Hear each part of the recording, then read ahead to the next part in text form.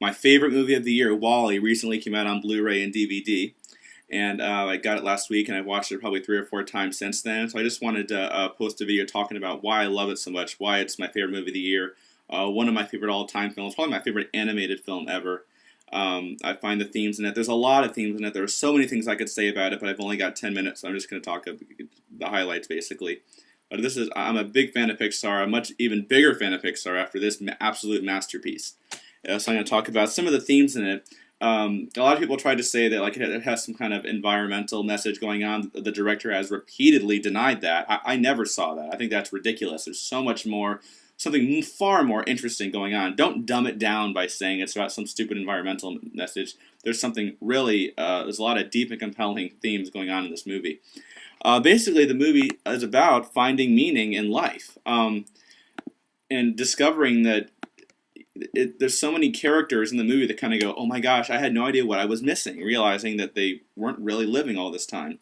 It's important to understand that at the beginning of the movie, that world we see Wall-E in, this kind of quiet, destroyed, post-apocalyptic, empty, rusted world, is the only world Wall-E has ever known. As far as we know, he's never even seen a human being before, like physically in the flesh.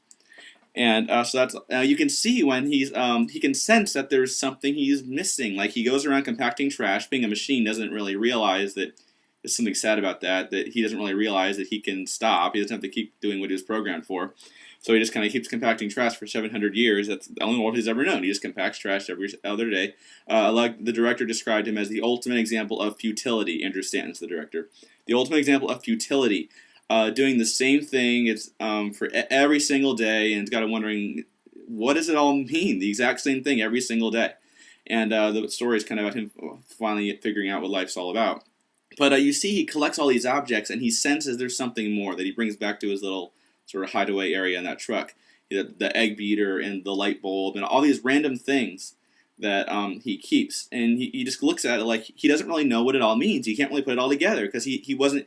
Obviously, what he's missing is all of human history is what he's missing, but he doesn't know that. That very, very moving scene when he's watching Hello, Dolly, and he sees them holding hands, and he puts his hands together, and he wants something, but I think he himself doesn't really understand what it is that he wants. How could he? Maybe he thinks he's the only moving object except for that cockroach in the whole world. He doesn't get it. He's totally missed out on all of human history. So he doesn't know what all these things mean. And then the heart of the movie is when he gets out into space, and there's that contrast from that dirty, rusty, destroyed, quiet world, and now it's open, and there's beauty, and he can actually look back on Earth and see, he could get the big picture of where he's been. That's the heart of the movie right there, just sort of discovering, I had no idea I was missing so much. Although he sensed he was. He didn't really understand it, though. And after that, the story becomes about not just Wall-E, but specifically the people Wall-E affects, which ultimately ends up saving the world, or saving humanity. The first one, of course, is Eve.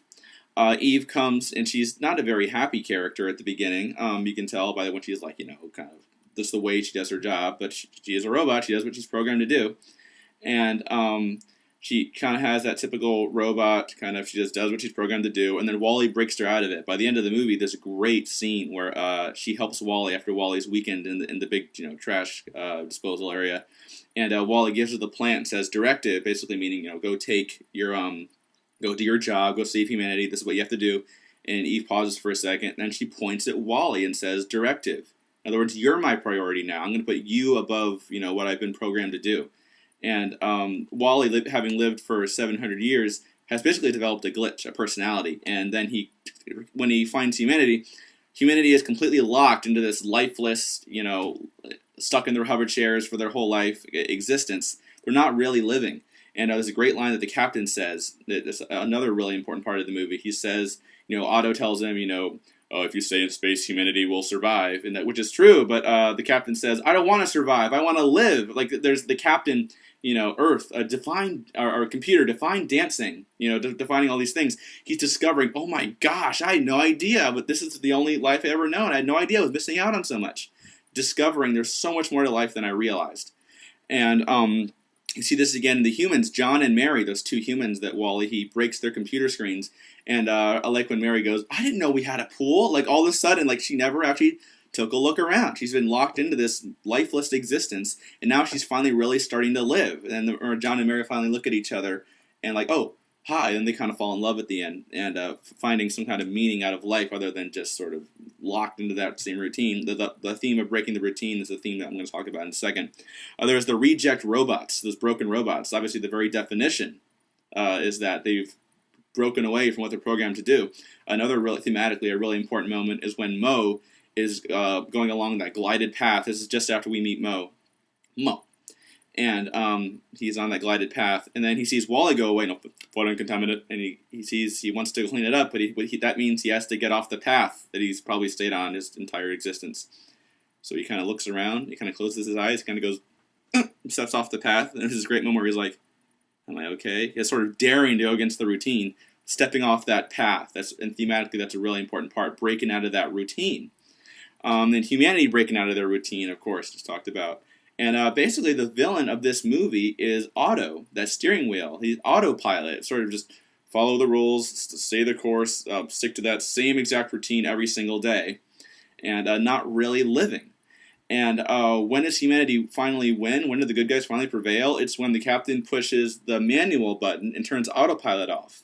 And so now it's like we can go back to Earth and really start living.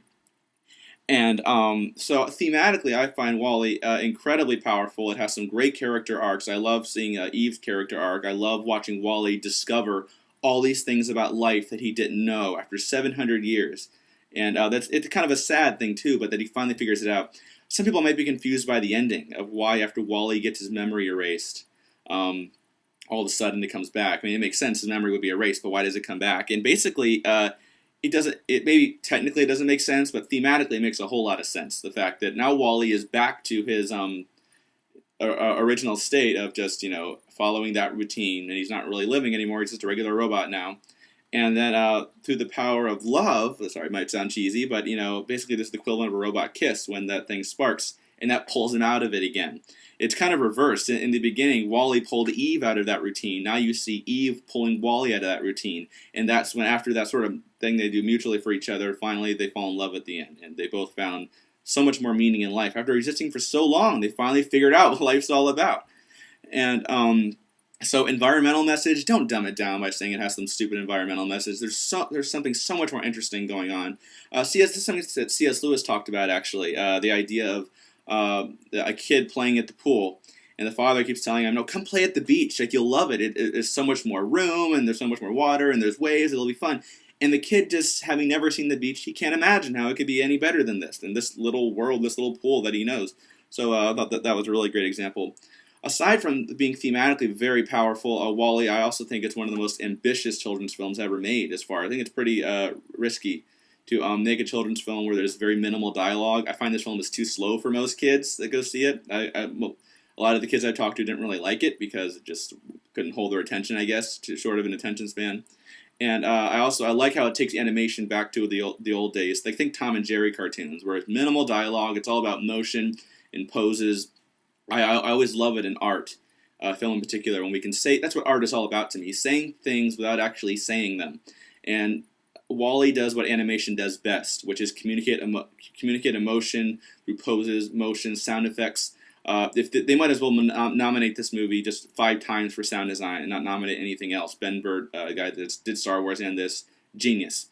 And so this is one of the most, it's definitely one of my favorite films. It's unique. There's so many things it does just on a purely technical level, fantastic animation.